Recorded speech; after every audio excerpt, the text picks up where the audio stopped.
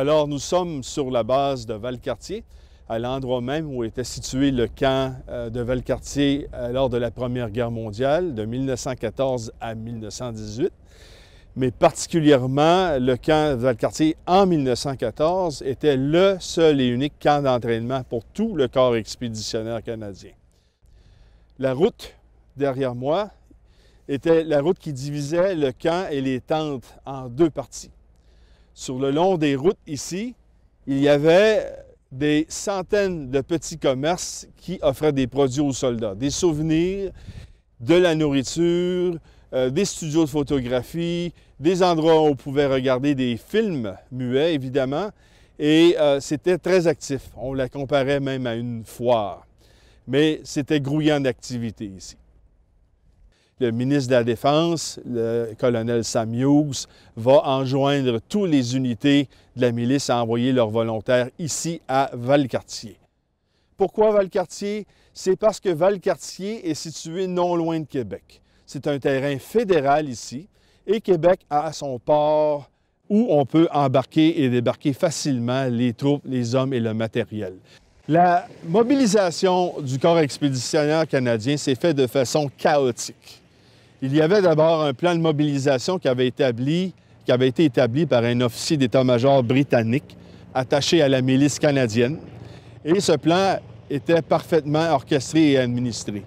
Mais lorsque la guerre éclate et que le Canada entre en guerre, Sam Hughes improvise et va contacter directement les commandants des unités de milice en sautant par-dessus la voie hiérarchique.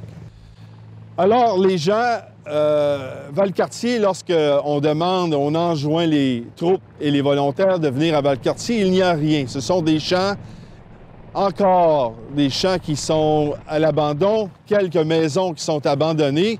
Et comment va-t-on faire pour accueillir toutes ces troupes? Alors, on va mobiliser des ressources incroyables en argent, mais en personnel.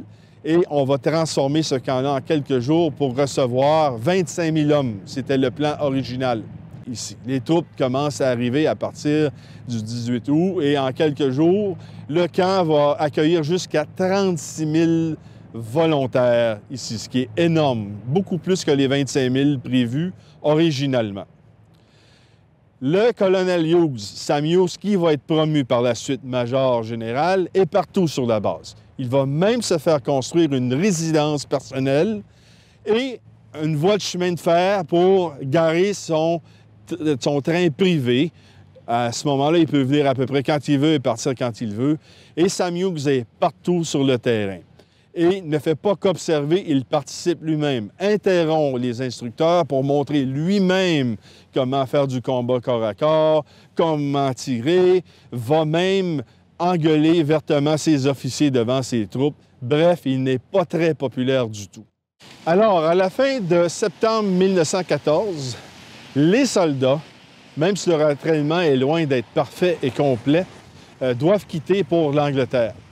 L'Angleterre a besoin d'avoir une présence canadienne rapidement, non qu'elle est en danger, mais pour montrer le soutien des colonies à la mère patrie, la Grande-Bretagne.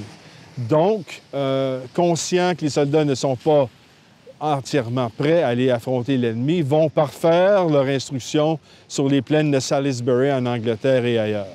Et quelques unités seulement iront sur le front dès 1914, mais la plupart des autres arriveront au printemps de 1915. La statue au revoir représente un soldat canadien de la Première Guerre mondiale qui était ici à Valcartier en 1914 et qui fait au revoir non seulement à Valcartier, mais à son pays, le Canada, qu'il va quitter et peut-être ne reverra plus. Valcartier va être très symbolique de la participation ou de l'implication du Canada dans la Première Guerre mondiale, du moins en 1914. Le Canada est une jeune nation, un dominion, qui veut montrer à la Grande-Bretagne qu'il est capable de faire sa part et qu'on peut participer à la guerre en étant Canadien tout en soutenant l'Empire. Donc, c'est une jeune nation, à peu près comme c'était le terrain ici qui avait à peu près rien.